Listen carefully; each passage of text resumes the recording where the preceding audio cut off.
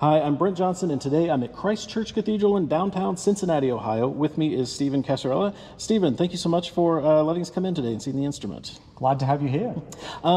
First of all, tell me, what is this instrument? So this is Richard's Fowkes and Company, Opus 24. Mm-hmm. They began installation at the very end of 2019 and then continued installation and voicing through 2020, and it was completed at the beginning of 2021. It was an unusual installation and voicing because of COVID. For a while they had to leave because of interstate travel restrictions.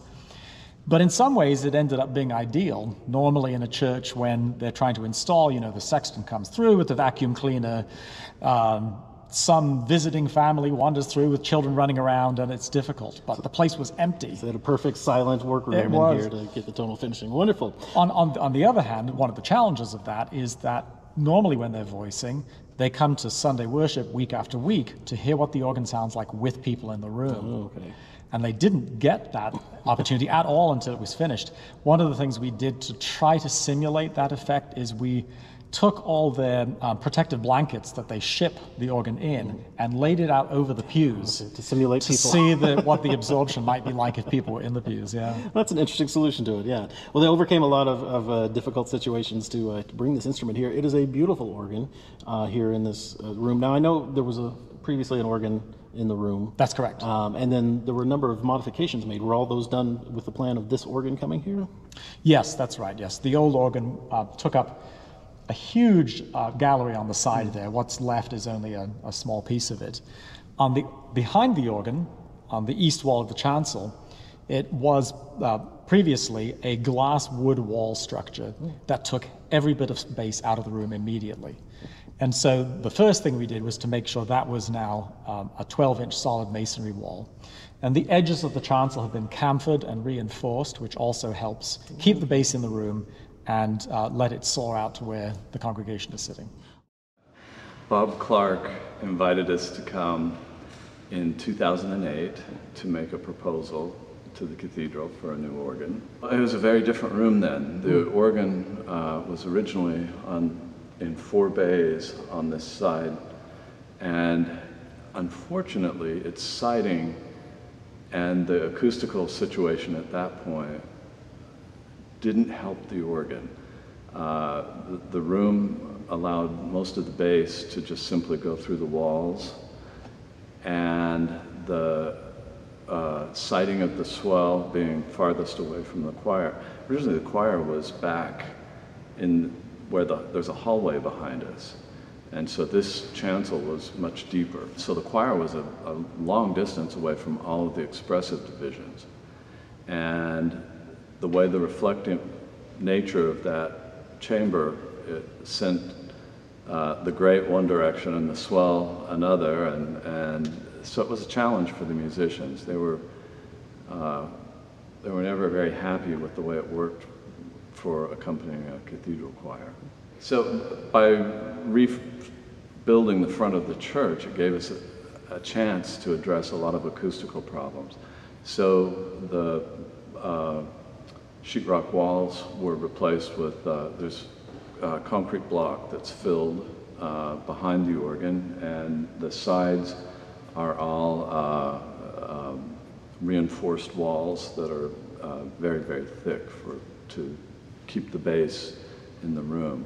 The organ case, actually, the reason it is as detailed as it is, and as it's actually a concert shell. It's built very, very thick, 4-inch panels that are all glued up and built up in such a way as to be very, very dense to keep the choir, to get the choir's sound to move into the chancel.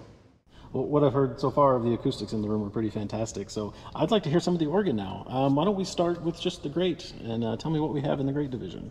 Certainly. So we have a wonderful plenum based on a 16-foot principle, all the way through mixture, very much in a North German Dutch characteristic.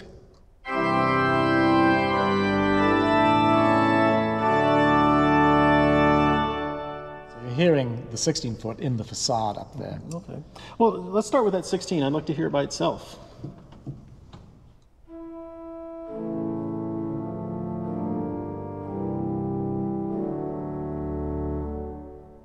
Such a wonderful somber sound. Lovely, nice, and it's dark, but it's got some edge to it. And yes, very clear. All right, well, let's hear the 8-foot then. Here's the 8-foot.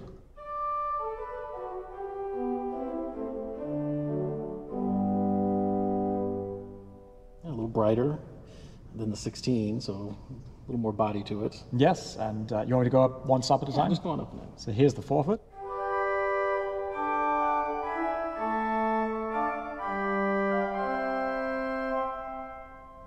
And the 2-foot.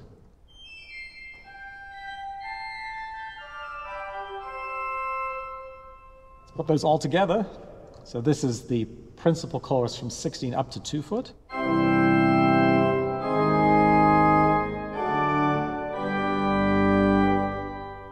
Adding the mixture.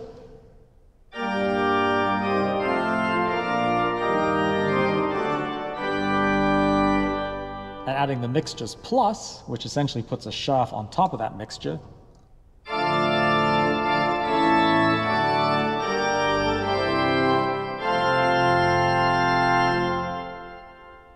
The Mixtures Plus actually draws another set of pipes down in the lower end, correct? Right, it adds several ranks, yeah, especially down in the bass and tenor region. Gives it more brightness for Baroque music and right. that style of 17th century music even. All right. Absolutely. Wonderful. Well, what else do we have then in the grapes around the principal chorus? So we certainly have a lovely string, a Celestinal 8-foot.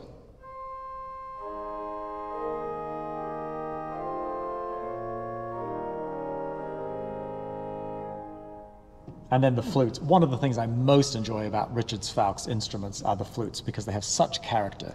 None of them are the same. Some instruments, it really doesn't matter which one you pull because they're all the same.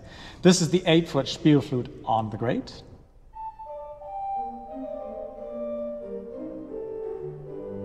And let's actually just compare between the manuals while we're at it so you can hear. This is the whole flute 8-foot on the positive, which is an open tapered pipe.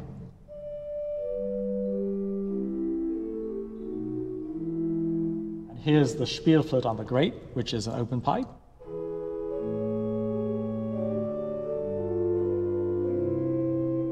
And then the stopped Rohrflute on the swell,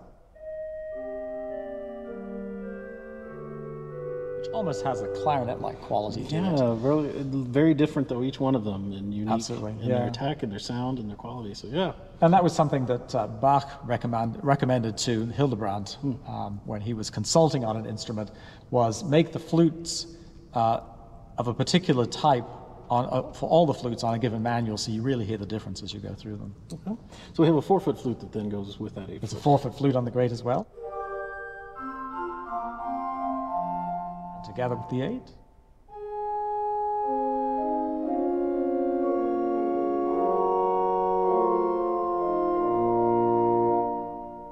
Yeah, lovely. Okay, and then we also have a quint that's part of the principal chorus? That's right, yeah. So the quint on the principal chorus, that's right, we haven't added that yet. So here's all the way to the octave 2 with the quint.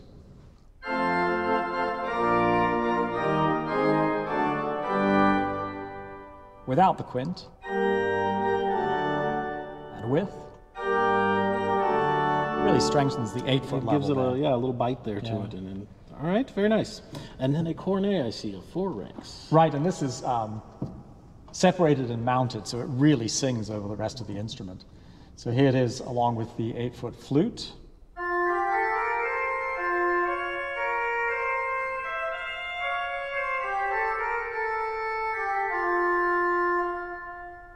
It's a very bold sound. It is. Very clear. Yes, it's lovely for lining out a melody in a hymn, for example. Yeah. Okay, and then we have a reed over there. 2 reeds, yes. The 16-foot trumpet.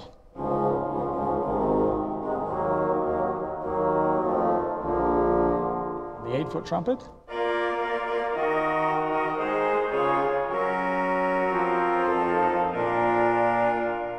Definitely a German-type reed, but some darkness to it. Not overly powerful. They're certainly clear and biting, but yes, but they're not. It's not going to obliterate the entire rest of the, the division. Well, how does that sound in a principal chorus with a, say, trumpet 8-foot in there? Here it is with the 8-foot trumpet.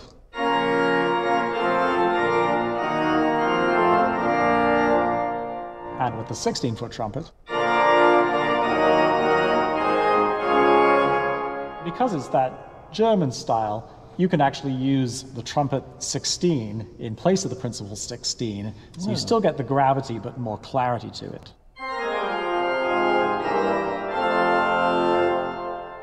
So Ralph and I both come out of the Brombaugh School of Organ Building that, you know, arose in the 70s and 80s. And one of the reasons that we were fascinated and impressed by these instruments and motivated is because they tend to work in dry rooms like most American rooms. The instruments can be full and full-throated without outshouting the room, and that's because of the low wind pressures. And so the core of this instrument is based on that North German Dutch tradition, where the instrument's actually on very low wind pressure for a cathedral organ. You know, I think the highest pressure is 100 millimeters, that's 4 inches, for the Shaman. But because of its placement and the acoustical situation, even when the organ is flat out, it's never loud. It's full, it surrounds you, but it doesn't become opaque when you have multiple eights. And so that's always been a go-to for us. And so we added multiple 8-foot stops to this for choir. They have such a good choir program here. We needed to support that, and so there are multiple sets of strings in different divisions, as well as soft flutes.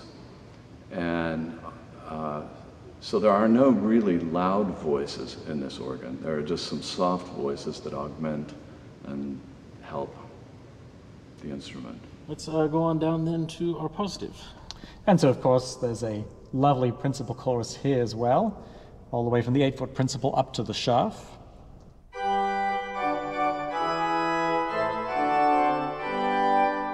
And a sesquialtero, which really spices it up.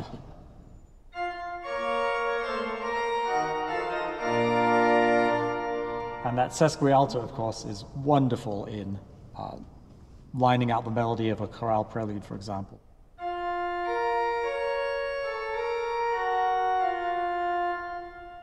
Yeah, very nice, very clear. It's right here above our head, so it certainly sounds very That's pleasant. right, yep. Where I'm The standing. 8-foot principal is in the facade there, yep. But I'm sure it gets out into the room very well. Yes. Right. We have a lot of stops in this division, I should say. We do. It's compared to the others. Right. It's really designed to be a color, well, a couple of things it's designed for. One is to be very good at accompanying the choir because it is so close and it's under expression. But also to contain some of those color stops that are wonderful in creating solo melodic lines or different kinds of combinations. Here's the quintadena.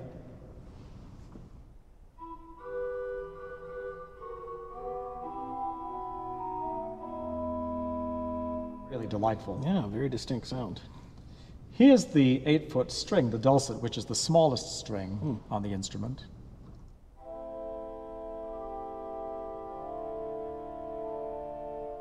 And here it is with its celeste.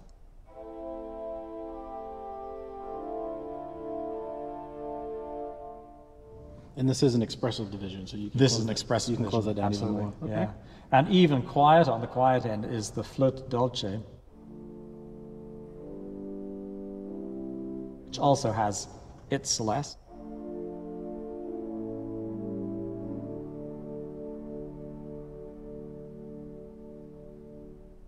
And with the box closed, goes down to almost nothing. Lovely. Yeah.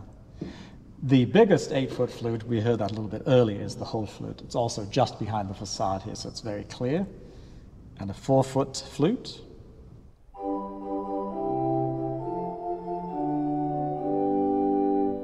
And there's also a nazat, so 2 2/3.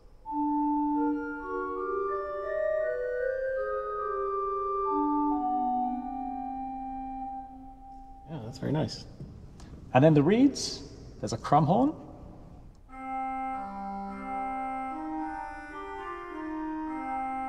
Which in combinations can take on a number of different colors. With the whole flute, it's almost like a clarinet.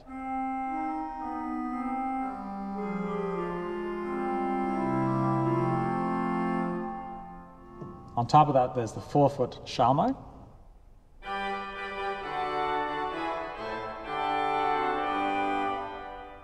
And also a vox humana.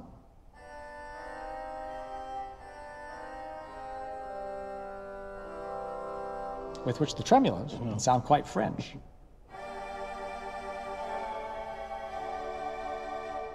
That's still very different from what most people think of vox humana will sound like. Yes. On an American organ. That's of course, right, This yes. isn't imitating American stops. This That's is right. imitating something else. Yes, certainly much more Northern European leanings, yeah. And then, of course, the chamade.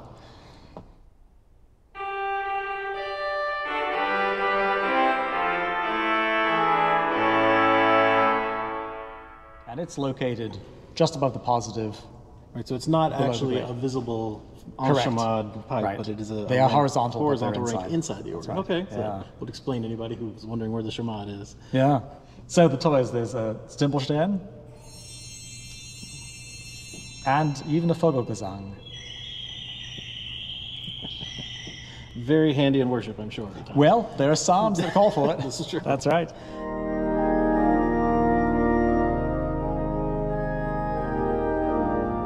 Well, we switched sides. I'm ready to hear some of what's on that side of the console. Can we start with the Swell Division? Certainly, yeah. So the Swell has its own principal chorus as well, 8 and 4 principals with a mixture on top.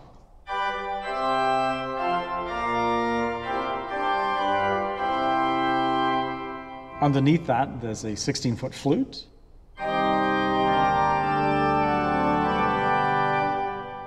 Adds a lovely gravity to it. We have flutes all the way to make a cornet, so 8, 4, 2 and 2/3, 2 and 1 3/5. And we heard earlier that lovely 8-foot flute.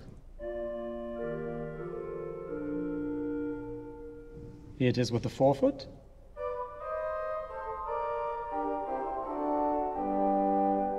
We hear the 4 by itself. That really changes the quality of the pairing. Yeah, it does. And actually, that is the one flute that's not stopped on the Swell. okay. It's open. And so it really has a lovely singing quality.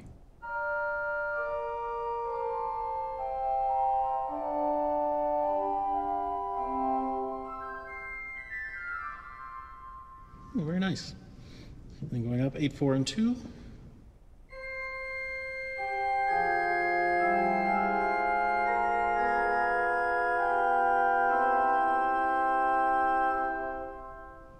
And Nice. the full cornet.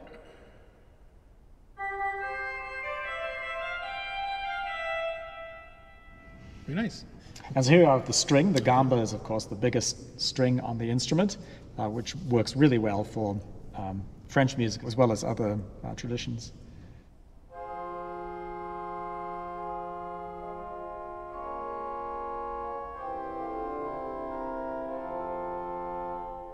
And with its celeste.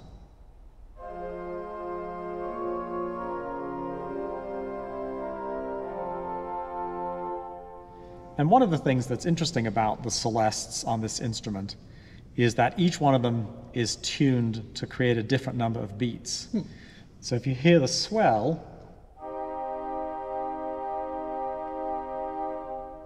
here is the string on the positive. And here's the flute with its celeste. So you can hear that the number of beats per second is different on each of them. Yeah, there's a variety. And so- intentionally so, right? Okay. It's a lovely celeste, nice and bright. And then from there we have some reeds. Some reeds. So there's the 16-foot bassoon. And the oboe.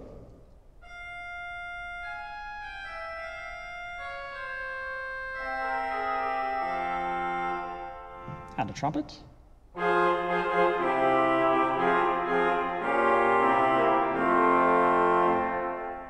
It's a big, bold trumpet. It is, and It's much brighter than, or at least it's from where I'm sitting, than the great trumpet. It seems like it has a little more punch. it's a bit more in the French tradition, yeah, than the one on the great. And this swell is really quite powerful. You probably saw upstairs that the swell shades are very thick, and they're on 3 sides. So I can go all the way from the caged lion to the lion coming out of the cage.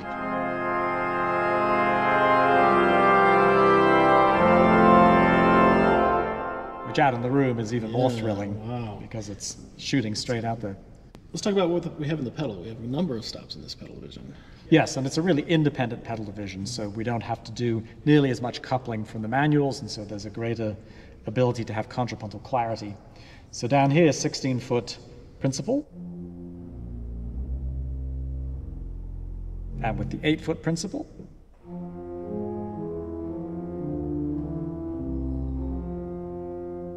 and the 4-foot,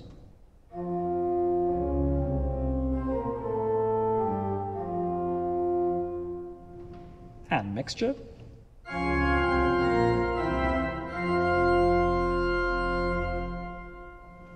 Yeah, it's a big chorus. And it has one more. We go all the way down to 32, don't we? yeah, there's a flute 32,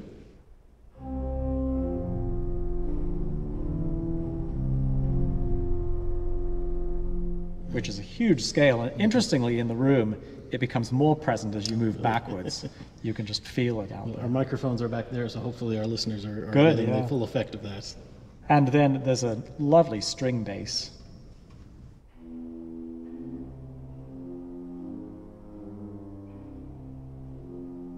Which under the gamba is just delightful.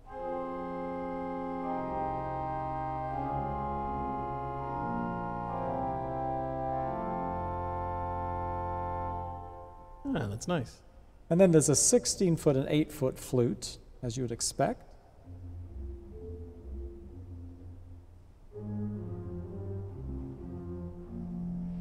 And those are fairly big in the room. So something they did to allow us to get even quiet in the pedal is to duplicate from the swell the 16-foot and 8-foot flutes. So they're playable independently here.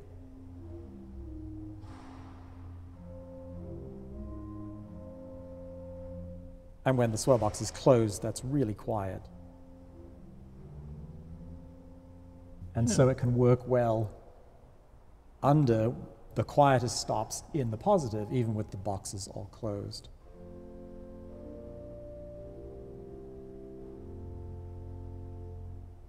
And then, of course, we have the reeds, the 16-foot posauna,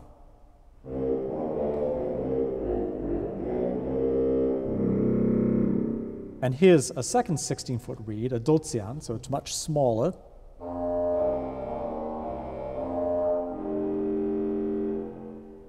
It's smaller in scale, but it's still pretty big for compared to the other 16 at least. Up here, it sounds that way, yes. Out in the room, it's much smoother, and it can really clarify a bass line without it sounding like, oh, they added a 16-foot reed. Here's the 8-foot trumpet in the pedal.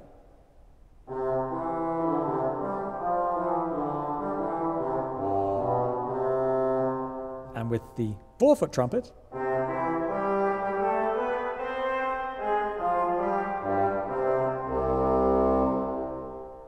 and then, of course, the 32-foot reed.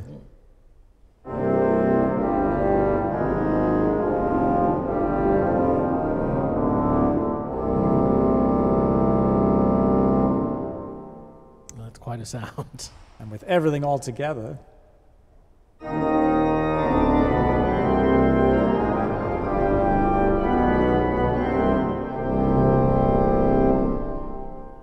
and you'll hear that it can completely stand up against the grate without any need for coupling.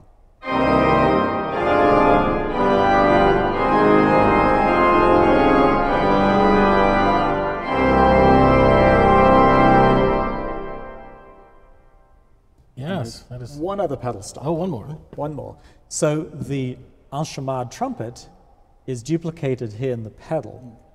And that's a new thing for Richards and Fowkes. And the reason they did that is so that it can serve as the cantus firmus in a French plein jeu. And it really cuts well through that.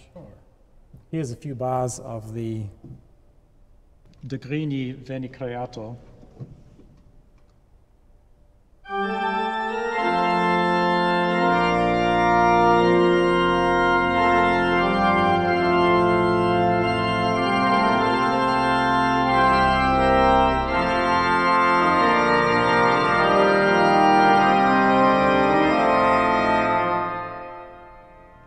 See see what you mean. Works very well, yes. And there's also a flexible wind stop so that the stabilizers can be turned off. Works very well. Let's show an example of what the effect of that is. Yeah, so...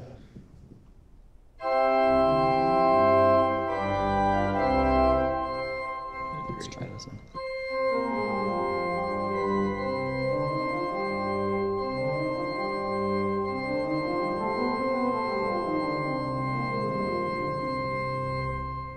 It's just that authentic Baroque effect of some shaky wind underneath. Right, that lovely fluctuation that can be used so expressively. Feels like the whole organ sort of moving with the music right. when it does Yep. that. Breathing like a human.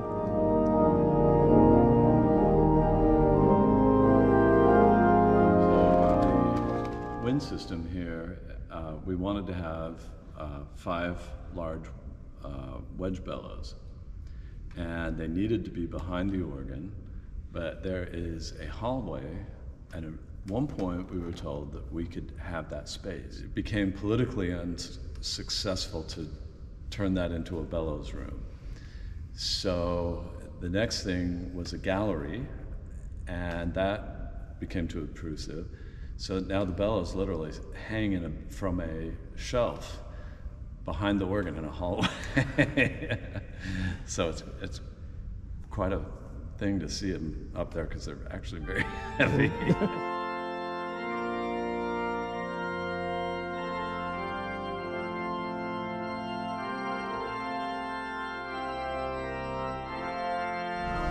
Originally, we just thought this would become a hallway, and that would become a bellows room upstairs. And but if you see, installing those things was all on scaffolding and lifts, but they're huge.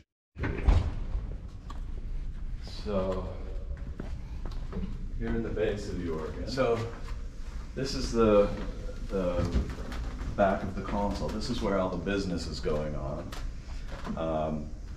You can see all of the coupling stack here, the pedal couplers here, and the beauty of it is it's very simple. All of the key action comes out here and goes to the positive, and then over to the swell, which goes up along here and up. The grate goes straight up the front of the organ, so it's a very simple action. Where it gets tricky is here in the pedal. As it comes from the pedal board, it immediately goes up through the pedal couplers, through stickers, and then goes off diagonally to either of the pedal towers that are on the sides of the organ and up on the sides. But then you see all the 32s and 16s are back here on the side.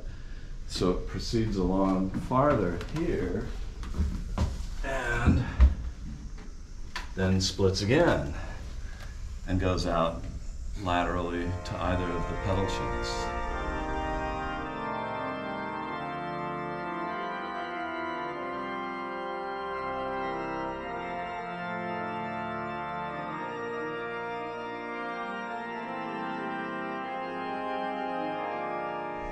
And then these are the 32-foot bourdons, and a lot of people are a little surprised by the scale of them. We didn't originally know whether we would get the bass to stay in the room because the old room was bad. It was bad for bass. And so we went with really heroic scales. And in the end, I had to throttle them way back because it's too much bass. So, but it's better to have plenty in your gas tank than to get caught with, run out of gas.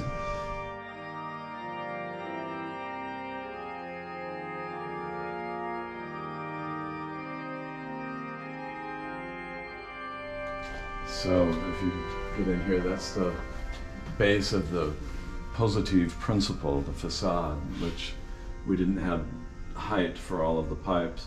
So we made them from wood so that we could hang them upside down so they speak through the facade, but you can't see them.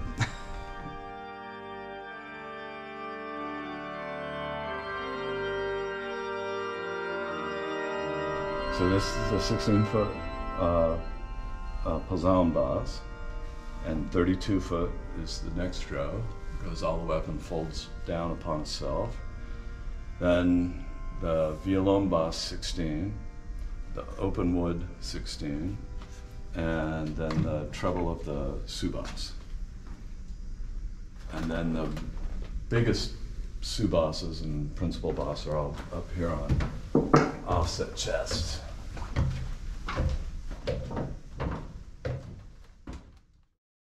So this division is the positive, and it's enclosed in a heavy swell box. And this is actually the largest division in the organ. It's 17 stops, and we had to use all the space available, so the basses, if you look in, are hanging on the ceiling. And there are a lot of Haskell basses in the strings. It's got 4 reeds in this division, but you'll only see 3. The Vox-Humana is a Dutch-style Vox-Humana with the little chimneys. I don't know if you can see the resonators. They look like little stoves, potbelly stoves. We put workbenches in these organs because it's so big.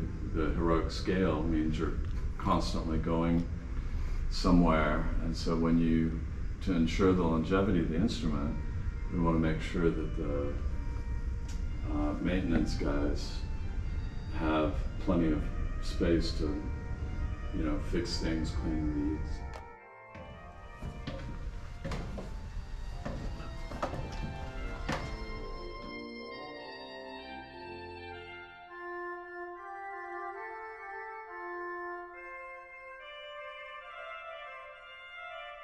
So one of the things that came from the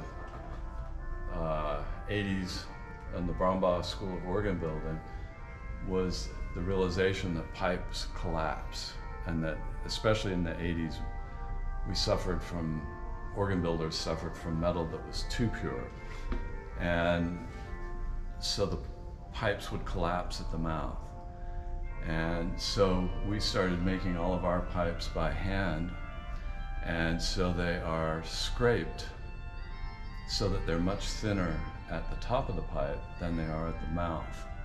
And the foot is the thickest part of the pipe in order to take the great weight. And then, as the English say, we put braces and belts on everything. We also hung the pipes and took 25% of the weight, and it's hung from the case on the largest ones. Everything is strengthened with copper inside the foot of the large pipes also. And as you can see, there's lots of hammered lead in this instrument because I feel like it gives the tone a mellowness that I can work with to achieve the tone that we're after. These pipes that are hammered lead, they're 98% lead, and then they've got traces of tin, antimony, bismuth, and copper.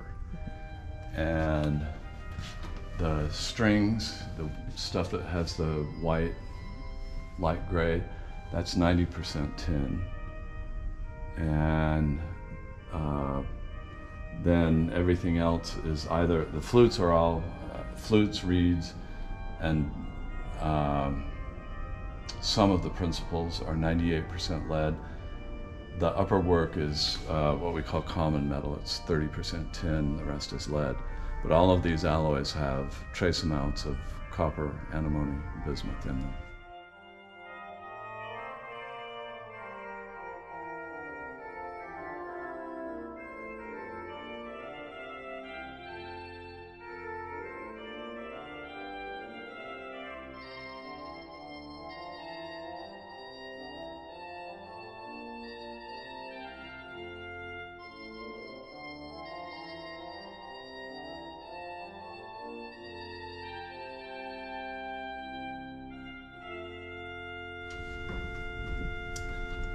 One of the things that we find particularly good for, especially good for old German music, but it's also good for English and 19th century music as well, is North German style reeds, shallots.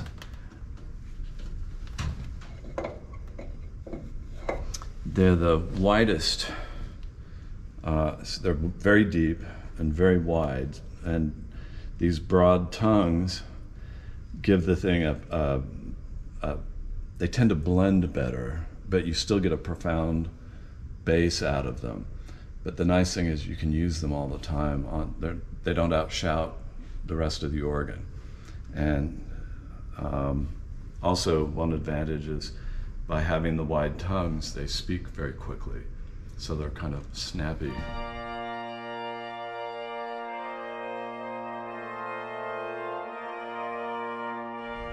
And then you can see also these have copper, we call them corsets, to make the bottom of that's the weakest point of the resonator, because you've got such big scales tops on them. So that reinforces them and keeps them standing straight. Just very heavily constructed box with heavy shutters that are felted. The same thing, it's just the same style construction in the pipework and everything. It's just you've got the right voices and the right pitches in there, and so it is an effective swell.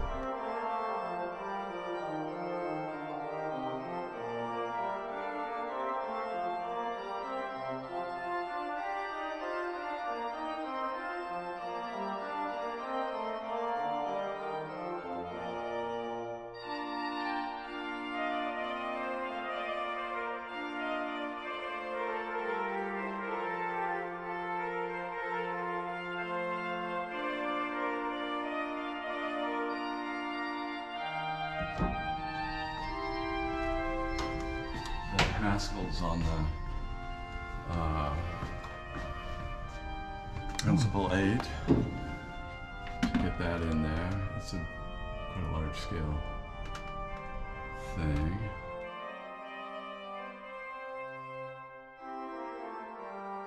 Yeah, the bassoon, the bottom looks like 6, I guess, 5 or 6. I've got Haskell's on them.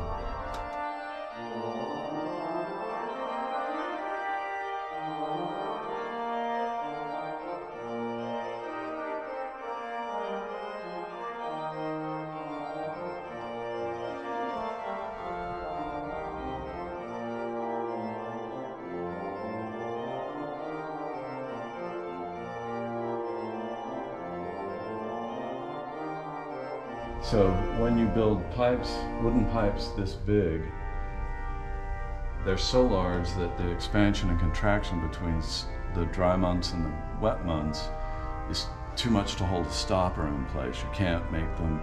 We hammered them in there, and it still gets loose in the summer. So